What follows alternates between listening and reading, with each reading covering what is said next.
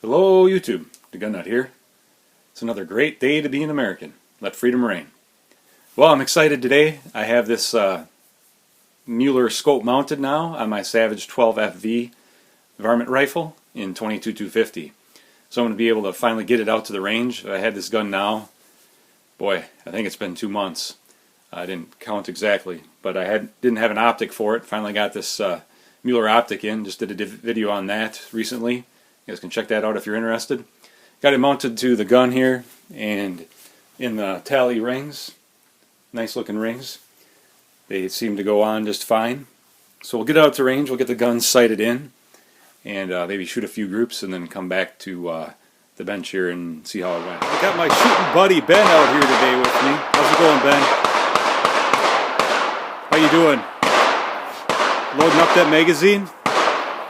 Been shooting a lot of 22, haven't we? Yeah. I'm also out here today shooting this Savage 12 FCV in 22-250, and I'm got it sighted in now. With I started with the Herder's ammo. Okay. On top of this, I got mounted that Mueller 8-32 44mm objective. And I got that mounted in those tally rings. So we put some rounds on paper for shots today. Got 25 rounds through it right now, and we'll look at some targets later. Right, we just got putting some rounds down range with the 22-250. The Herders, it's kind of all over the place for me. The 55 grain VMAX, it's not a bad 5-shot group for a barrel that's just getting shot through the first time. And then this Super Performance, that's actually 5 bullet holes, and I know that I rushed that last shot that went to the lower right, so it's a pretty good group with that 50 grain VMAX Hornady Super Performance. Alright, back from the range. You guys saw a little footage there and saw a little bit of the preliminary results. I put 30 rounds through it, so we'll call this the first 30 rounds video. I only have 60 rounds right now. I got to get out and buy some more ammo for it, but went ahead and sighted it in with the Herders, the very inexpensive Herders ammo, 22-250, 55 grain soft point. Results were less than spectacular when I was shooting groups.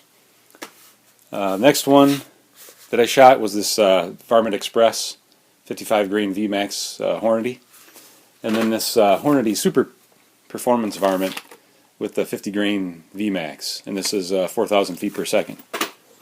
So go ahead and we'll take a look at the targets. Scope seemed to work fine. It took me a little while to get it sighted in.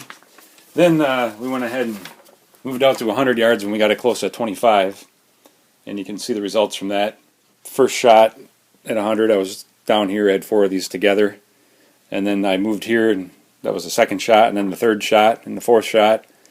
And so I was able to get it close there, made those adjustments. Then I went ahead and shot some of the Herders, and I was not impressed.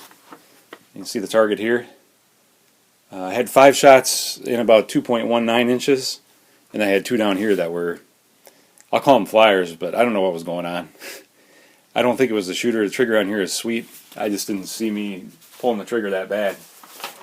Thankfully, when I moved on to the Hornady VMAX, the Varmint Express round, I put 5 shots into just slightly over an inch. We'll just call it an inch.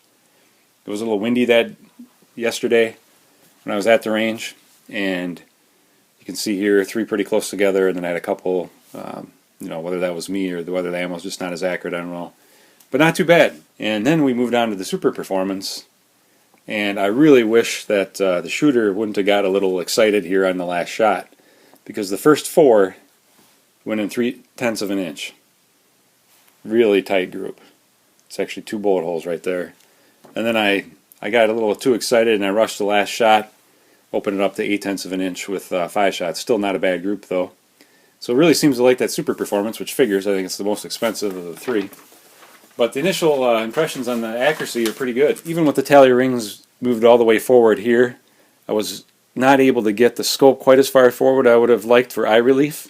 So with this length of pole, I don't remember what it is, I had to kind of back my head off a ways. I couldn't get up on the scope as much as I would have liked to, but it still worked out okay. I'm probably just going to wait and shoot it for a bit more before I decide whether I need to do something about that. I am considering maybe eventually getting a laminate stock for this gun, and from Boyd's or something like that. So maybe I'll just get a little longer length of pole if I go that route.